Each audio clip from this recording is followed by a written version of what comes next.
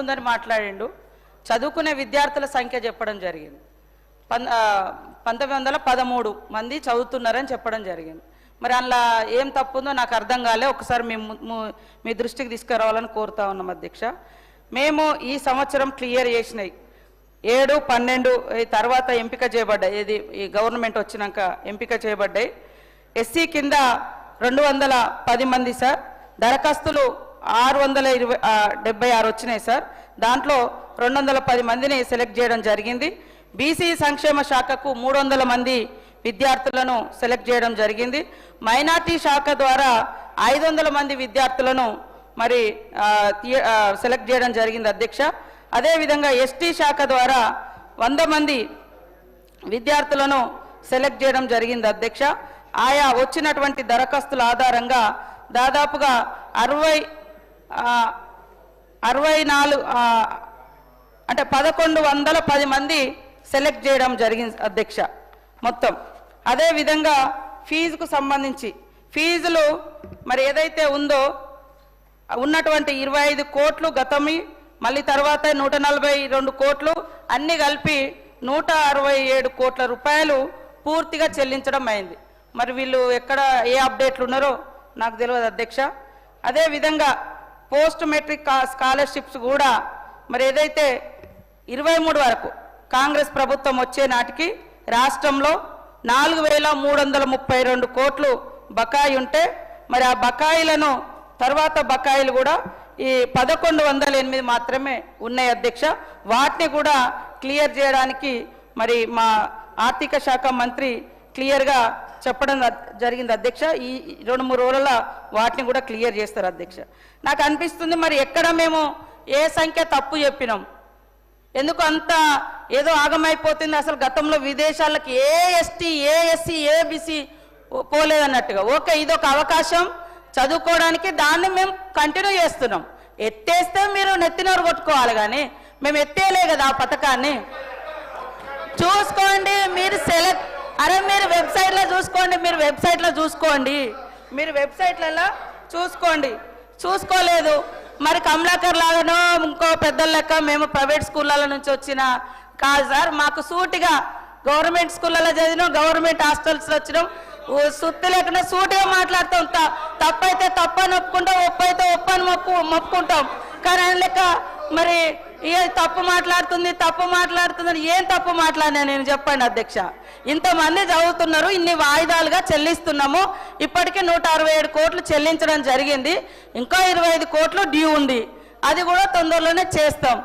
అదేవిధంగా ఇప్పుడు గతం కంటే ఎక్కువ 1100 మంది విద్యార్థులను వచ్చిన అప్లికేషన్ల ఆధారంగా మరి సెలెక్ట్ చేయడం జరిగింది. వెబ్సైట్లో ఉన్నది, మీరు కూడా చూసుకోండి. మా అనిల్ జాదవ్ గారు మాట్లాడిన హాస్టల్లో అయింది అని. హాస్టల్లో ఏదన్నా అయితే ఖచ్చితంగా మీరు అక్కడ ఎమ్మెల్యేనే, నేను అక్కడ ఇన్ఛార్జి ఉన్నా, వాళ్ళకి ఏదన్నా అయితే కావద్దనే కదా మనం అందరం మొత్తుకునేది.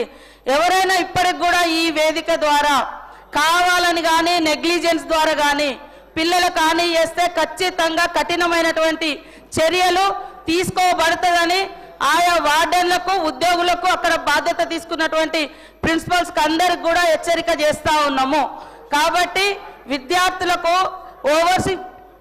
అంబేద్కర్ ఓవర్సీస్ స్కాలర్షిప్ ఏదైతే ఉందో తొందరగా ఈ సెలక్షన్ అయింది. ఇప్పుడు తొందరలోనే వాళ్ళందరికీ కూడా ఈ యొక్క ఫలాలు అందుతాయి. 167 కోట్లు రిలీజ్ చేసినాం, పెండింగ్ లేదు.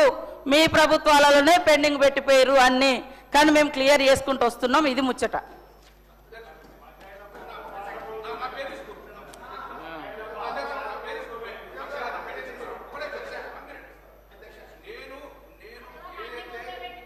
అధ్యక్ష, నేను ఏదైతే తమరు ముందు నేను ఏదైతే స్టేట్మెంట్ ఇచ్చినో దానికి నేను కట్టుబడి ఉన్నాను.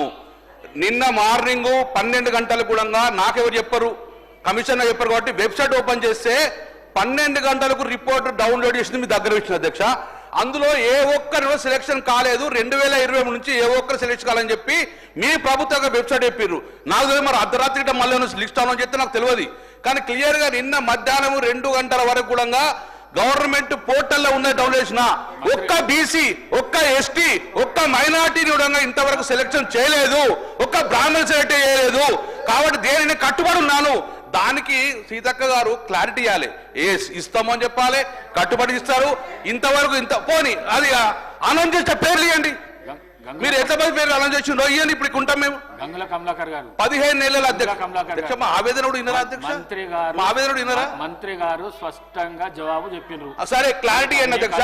అధ్యక్ష ఫైనల్ గా ఈ బీసీ ఎస్సీ ఎస్టీ మైనార్టీ యొక్క నిధులు మొత్తాలు కూడా ఫస్ట్ ఫేజ్ గా సెకండ్ ఫేజ్ కానీ ఎంత లోపల క్లియర్ చేస్తారు?